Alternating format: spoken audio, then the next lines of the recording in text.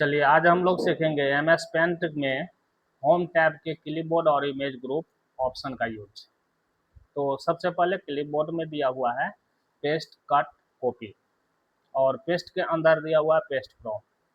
तो पेस्ट का यूज क्या होता है, यदि आप कोई भी चित्र बनाए और इसको कट या कॉपी किए तो कट या कॉपी करने के लिए सबसे पहले इसके भाग का सिलेक्शन लेना पड़ता है। तो यहाँ से सेलेक्ट हम लोग सिलेक्शन को लेने के बाद इस चित्र को सेलेक्ट करेंगे, उसके बाद कट या कॉपी करेंगे। जैसे हम कॉपी किए अभी, तो कॉपी करने के बाद पेस्ट हाईलाइट हो गया और पेस्ट पर जैसे ही क्लिक करेंगे तो जितना भाग हम लोग सेलेक्ट किए थे और कॉपी किए थे वो भाग आ गया। अब इसके बाद दिया हुआ है कट करने के लिए। कट करने का भी प्रोसेस वही होगा, जैसे सिलेक्शन करेंगे हम लोग और इतना भाग को यहाँ से काटना है तो हम लोग कट पर क्लिक कर देंगे तो इतना भाग कट गया। अब काटने के बाद आप क्या करते हैं, तो यहाँ पेस्ट पर क्लिक करके पुनः उसको ला सकते हैं। अब कटा हुआ भाग को जिधर आपको सेट करना है, ले जाना है, आप ले जा सकते हैं। कॉपी का यूज होता है कोई भी आप चित्र बनाए उसका नकल करने के लिए। जैसे यहाँ से हम स्टार ही ले लेते हैं। स्टार लेने के बाद सेम आकार का हमको पुनः स्टार बनाना है, तो इसके लिए हम लोग क्या करेंगे, पूरे स्टार का सिलेक्शन करेंगे, उसके बाद कॉपी पर क्लिक करके पेस्ट पर क्लिक कर देंगे तो सेम टू सेम आकार का शेप आ जाएगा। उसके बाद इसके अंदर पेस्ट फ्रॉम दिया हुआ है। पेस्ट फ्रॉम का यूज होता है अगर आप इस फाइल पर कोई भी इमेज को लाना चाहते हैं तो पेस्ट फ्रॉम पर जाएंगे। पेस्ट फ्रॉम पर जाने के बाद यहाँ पर आप कोई भी पिक्चर को सेलेक्ट कर लेंगे।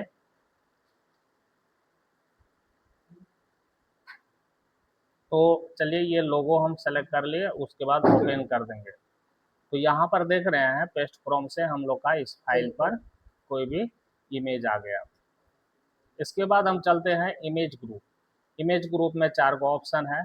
सबसे पहला सेलेक्ट है। सेलेक्ट में भी देख रहे हैं यहाँ पर 6 ऑप्शन दिया हुआ है। 6 ऑप्शन में सबसे पहला दिया हुआ है रेक्टेंगल। रेक्टेंगल का यूज क्या होता है, आयताकार सिलेक्शन लेना। जैसे कोई भी इमेज है तो उसका आयताकार अगर आप सिलेक्शन लेना चाह रहे हैं तो यहाँ से हम लोग क्या करते हैं, रेक्टेंगल का यूज करते हैं। रेक्टेंगल सिलेक्शन से ये पूरे का सिलेक्शन हम लोग कर लेते हैं। तो ये सिलेक्शन करने के लिए हुआ। उसके बाद दिया हुआ फ्री सिलेक्शन। फ्री सिलेक्शन का यूज होता है यदि कोई भी टेक्स्ट लिखे या कोई भी आप आकार बनाए, उसमें से कुछ भाग को आपको सिर्फ सिलेक्शन करना है तो उसके लिए फ्री फ्रॉम सिलेक्शन का यूज कर देते हैं। जैसे हम लिख देते हैं यहाँ पर, एक ब्रश लेते हैं।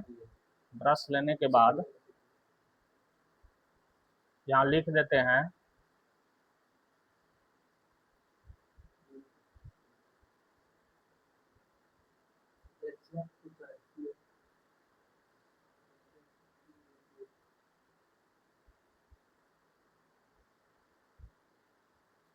राम लिखे। अब इसमें हमको क्या करना है, जैसे आर का सिलेक्शन करना है तो रेक्टेंगल से यदि आर का सिलेक्शन करेंगे तो देख रहे हैं ए का भी सिलेक्शन हो रहा है, लेकिन ओनली फॉर हमको आर का सिलेक्शन लेना है तो इसके लिए फ्री फॉर्म सिलेक्शन का यूज करेंगे। और इस तरह से हम लोग फ्री सिलेक्शन लेने के बाद इस आर को हम लोग यदि कहीं मूव करके ले जाना है, कॉपी करना है तो हम लोग कर सकते हैं। तो फ्री फ्रॉम सिलेक्शन का यूज ये होता है।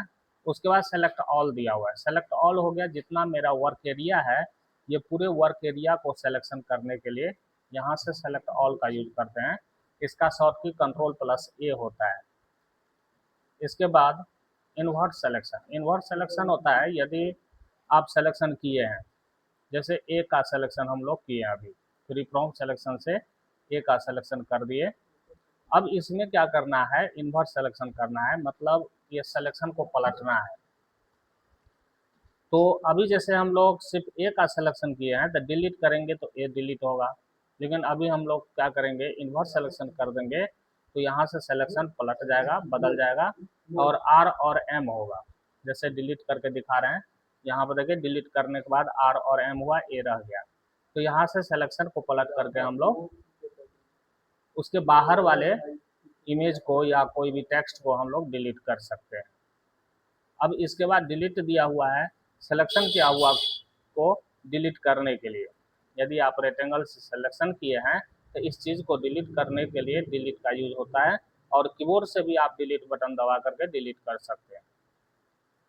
अब इसके बाद दिया हुआ है ट्रांसपेरेंट सिलेक्शन। इसका यूज क्या होता है, यदि आप कोई भी चित्र बनाए या शेप बनाए, इस शेप को कोई भी शेप के अंदर, जैसे इसमें हम दूसरा कोई कलर ले लेते हैं, तो इस शेप को अगर हम लोग सेलेक्ट करके लाते हैं तो यहाँ पर देख रहे हैं जितना एरिया का हम लोग सिलेक्शन किए हैं उसका बैकग्राउंड आ रहा है। तो इस बैकग्राउंड को ट्रांसपेरेंट करने के लिए, मतलब पारदर्शी बनाने के लिए, हम लोग क्या करते हैं, ट्रांसपेरेंट सिलेक्शन का यूज करते हैं। तो ट्रांसपेरेंट पर जैसे ही क्लिक करेंगे तो वो जितना एरिया का सिलेक्शन लिया हुआ था तो उसका बैकग्राउंड हट गया। उसके बाद दिया हुआ क्रॉप। क्रॉप का यूज क्या है, यदि हम इतना ही भाग को रखना चाह रहे हैं, बाकी भाग को क्रॉप करना चाह रहे हैं, तो सबसे पहले सिलेक्शन करेंगे और क्रॉप टूल पर क्लिक कर देंगे। क्रॉप पर क्लिक कर देंगे तो हम लोग का जितना भाग सिलेक्शन में था वो क्रॉप हो गया, बाकी बाद क्रॉप हो गया, और जितना भाग का सिलेक्शन में था वो रह गया। उसके बाद दिया हुआ है रीसाइज। रीसाइज का यूज क्या होता है, इसमें रीसाइज में जाने के बाद देख रहे हैं हॉरिजेंटल वर्टिकल दिया हुआ है, मतलब इसके साइज को बढ़ा सकते हैं, घटा सकते हैं। तो इसमें हम लोग क्या किए, सिलेक्शन किए। सिलेक्शन करने के बाद जितना एरिया का हम लोग सिलेक्शन करते हैं वो अपने आप में 100% रहता है। तो बड़ा करना होता है तो हम लोग क्या करते हैं, यहाँ से 100 से बढ़ा देंगे, यहाँ वैल्यू को बढ़ाएंगे तो साइज इसका बढ़ेगा, और 100 से कम देंगे तो इसका साइज घटेगा।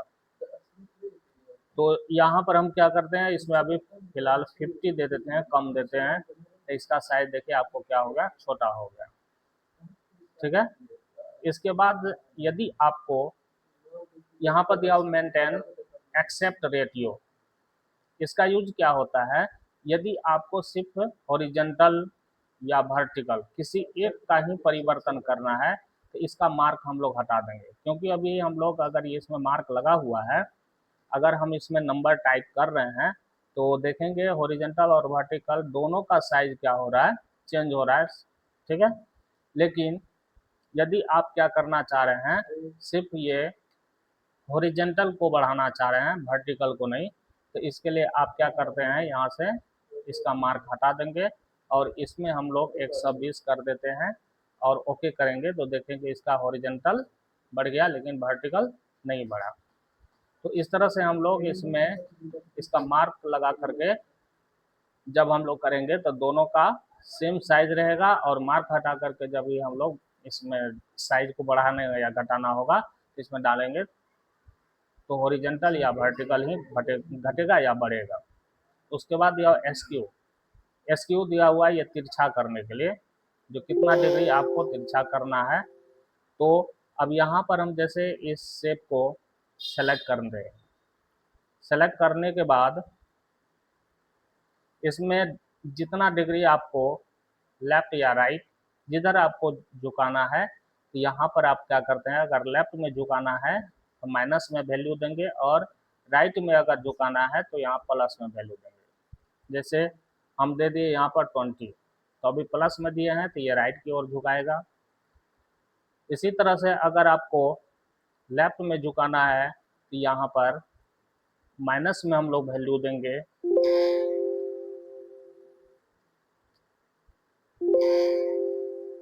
इसमें माइनस नहीं ले रहा है, सिर्फ लेफ्ट ही लेगा।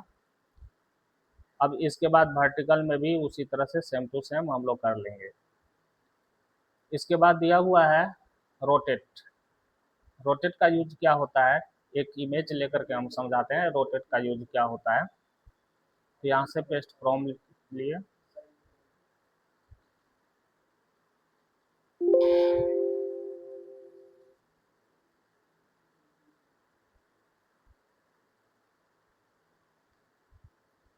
चलते हैं डी ड्राइव में।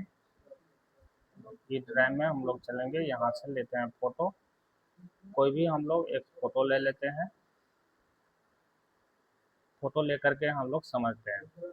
मेरा भी ये क्या हुआ है, ओरिजिनल इमेज। इस ओरिजिनल इमेज को यहाँ पर रखते हैं, इसको हम लोग कॉपी करके पेस्ट करते हैं।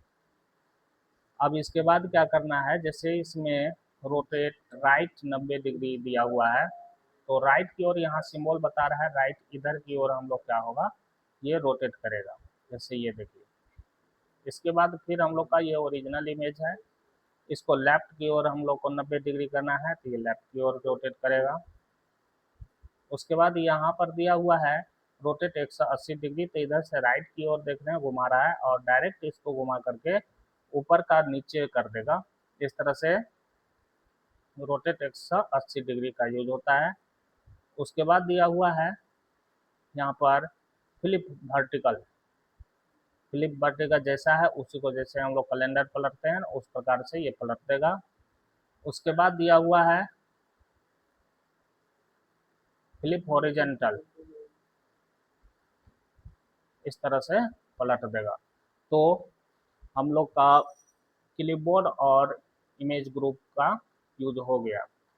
और आगे का हम लोग आगे वीडियो जो आएगा उस वीडियो में आगे सभी ऑप्शन का यूज हम लोग सीखेंगे।